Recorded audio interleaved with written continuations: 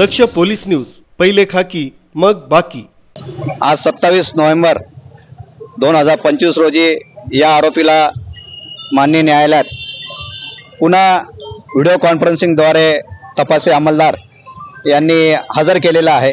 याच्या मागचं कारण असं आहे की मागच्या वेळेस खूप मोठ्या प्रमाणात जनआक्रोश होता त्या आरोपी विरुद्ध। अनेक लोक मालेगाव न्यायालयात चाल करून आले होते आणि पुन्हा कुठल्याही प्रकारचा कायदा आणि सुव्यवस्थेचा प्रश्न निर्माण होऊ नये म्हणून या आरोपीला आज देखील व्हीसीद्वारे तपासी अंमलदार यांनी हजर केलेला आहे। यामध्ये तपासी अंमलदार यांनी पुन्हा काही मुद्द्यांवर आरोपीचा 4 दिवस पोलीस कस्टडी रिमांड मिळावा असा विनंती अर्ज, remand report, police custody remand report माननीय न्यायालयात सादर करण्यात आलेला होता। त्याच्यामध्ये पूर्वीची जे काही कारणं होती त्या कारणावरूनच ज्या गुन्ह्यातलं जे काही हत्यार आहे ते अद्यापही आरोपीने काढून दिलेलं नाही आहे। त्या रिकव्हरीच्या ग्राउंडवर हत्यार जप्ती करण्याच्या कारणावरून पोलीस कस्टडी रिमांड आज घेण्यात आला आहे।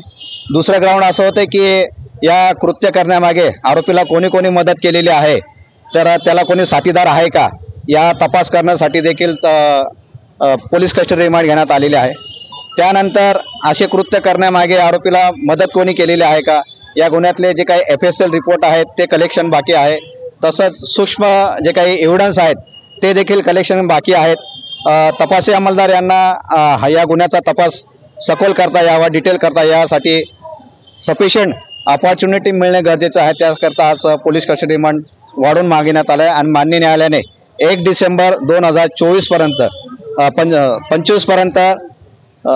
पर्यंत या आरोपीचा 4 दिवस पोलीस कस्टडी रिमांड पुन्हा वाढवून देण्यात आलेला आहे। यामध्ये सरकार पक्षातर्फे मी बाजू मांडलेली आहे, तसेच मूळ फिर्यादीतर्फे जे काही इन्फॉर्मंट आहेत त्यांच्यातर्फे आपल्या मालेगाव बारचे सेक्रेटरी यांनी देखील निलेश पाटील साहेब यांनी देखील युक्तिवाद केलेला आहे। आरोपीकडनं आरोपीला देखील लीगल एड मार्फत वकील पुरवण्यात आलेला आहे, परंतु त्याचं नाव डिस्क्लोज करता येणार नाही, त्यांचा देखील सुरक्षेचा प्रश्न आहे।